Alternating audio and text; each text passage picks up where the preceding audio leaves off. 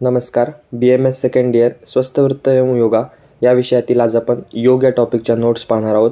त्यामध्ये आपण योगची निरुक्ती, पर्याय, परिभाषा, योग प्रयोजन, त्यानंतर योग अंग आणि योगाचे मार्ग पाहणार आहोत. याच्या नोट्स पाहणार आहोत. तर सुरुवातीला योग शब्दाची निरुक्ती युज या शब्दापासून झालेली आहे. त्याचे पर्याय अमरकोश ग्रंथानुसार संयोग, ध्यान, युक्ती, संगती, आनंद आणि मोक्ष. त्यानंतर योगची परिभाषा पातंजल योग दर्शनानुसार योगच चित्तवृत्ती निरोधः, मनातील चित्तवृत्तीचे नियंत्रण करणे म्हणजेच योग होय. योग चंचल मनाला शांत करणारी प्रक्रिया आहे. त्यानंतर आयुर्वेदनुसार व्याख्या आत्म्याची मनाशी, मनाचा इंद्रियांशी, इंद्रियांचा त्यांच्या विषयांशी संयोग होतो, म्हणजेच यांच्या संपर्कातून सुखदुःखाची उत्पत्ती होत असते व ज्या वेळेस व्यक्तीला सिद्धी प्राप्त होते त्या अवस्थेला योग असं म्हणतात. तिसरी परिभाषा आहे भगवद्गीतेनुसार योग कर्मसु कौशलम, कर्मामध्ये कौशल्य प्राप्त करणे म्हणजेच योग होय. फळाची चिंता न बाळगता समभावाने कार्य करत राहावे असं भगवद्गीतामध्ये वर्णन आलेलं आहे. चित्तवृत्तीचे प्रकार सांगितले आहेत प्रमाण, विपर्यय, विकल्प, निद्रा आणि स्मृती. प्रमाणमध्ये आपल्याला माहिती आहे प्रत्यक्ष, अनुमान आणि आगम. त्यानंतर विपर्यय म्हणजेच मिथ्याज्ञान. विकल्प म्हणजे शब्दाद्वारे ज्ञान होणे परंतु वस्तूचं अस्तित्वात नसणे. निद्रा म्हणजे भान नसणे आणि स्मृती म्हणजे अनुभूत विषयाचे पुन्हा जसेच्या तसे ज्ञान होणे. नेक्स्ट पॉईंट आहे योगचे प्रयोजन. आरोग्य उत्तम राहते, असामान्य बौद्धिक क्षमता प्राप्त होते, दीर्घायू प्राप्ती होते, व्यक्ती उन्नत व संस्कारयुक्त जीवन जगतो. त्यानंतर ताणतणावापासून मुक्ती भेटते, इच्छाशक्ती वाढते, मानसिक शांती प्राप्त होते, जीवन समाधानी होते, आत्मविश्वास वाढतो, सेल्फ कॉन्फिडन्स. त्यानंतर व्यक्तिमत्व विकास विकसित होतो, पर्सनल कॅरेक्टर. त्यानंतर मोक्ष प्राप्ती होते. तर हे सर्व योगचे प्रयोजन आहे. जर श्लोक तुमचे पाठवत असतील तर श्लोकांमध्ये पाठ केले तरी चालेल. त्यानंतर योग अंग. पातंजली योगानुसार अष्टांग योग वर्णन केलेले आहेत आणि घेरंड ऋषींनुसार सप्तांग योग सांगितलेले आहेत. सुरुवातीला पातंजली योगांचे अष्टांग योग पाहूयात. यम, नियम, आसन, प्राणायाम, प्रत्याहार, धारणा, ध्यान आणि समाधी हे पातंजली योगनुसार अष्टांग योग आहेत. त्यामध्ये यम, नियम, आसन, प्राणायाम आणि प्रत्याहार यांना बहिरंग योग मानलं जातं व धारणा, ध्यान आणि समाधी यांना अंतरंग योग मानलं जातं. तसंच घेरंड ऋषीनुसार सप्तांग योग पाहूयात. त्यामध्ये षटक्रिया, त्यानंतर आसन, मुद्रा, प्रत्याहार, प्राणायाम, ध्यान आणि समाधी हे 7 योग घेरंड ऋषींनुसार आहेत.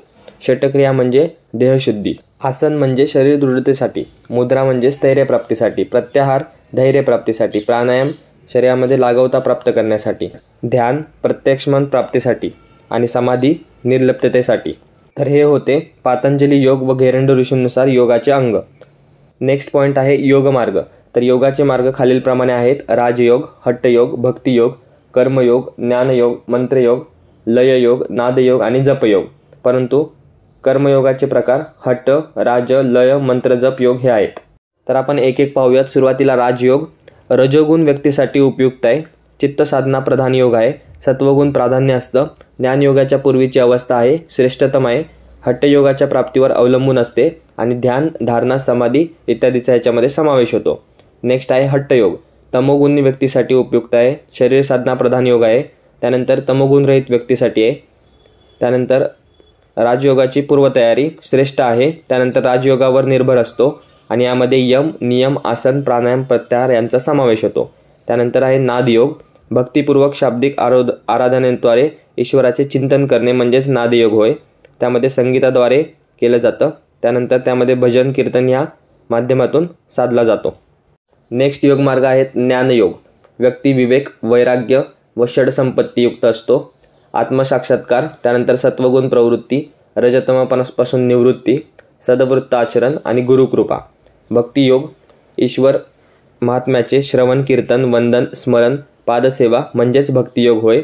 श्रद्धा, विश्वास व आस्तिक भावनेच्या प्राबल्य असणे, त्यानुसार फलप्राप्ती होणे. व्यक्ती व समाजांचे ऐक्य घडून येते. प्रेम व सद्भावनेचा विकास. तर हे सर्व भक्तियोगाच्या अंडर येतं. त्यानंतर लययोग. ईश्वरप्रती दास्य भावना ठेवून त्याच्या भक्तीमध्ये श्रद्धेने तल्लीन होणे. समाधी अवस्थे प्राप्त करण्याकरिता कुंडलिनी शक्ती जागृत करणे.